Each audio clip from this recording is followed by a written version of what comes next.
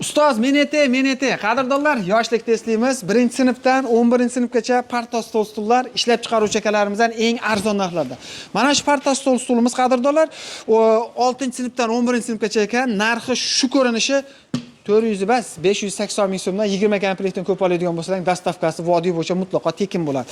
Keyingisi esa 1-sinfdan 4-sinfgacha ekan. Shu ko'rinishi qadrdonlar, narxi 580 ming so'm. Agarda o'quv markazida logotipini qo'yib beradigan bo'lsa, 50 ming so'm qo'shilib qoladi.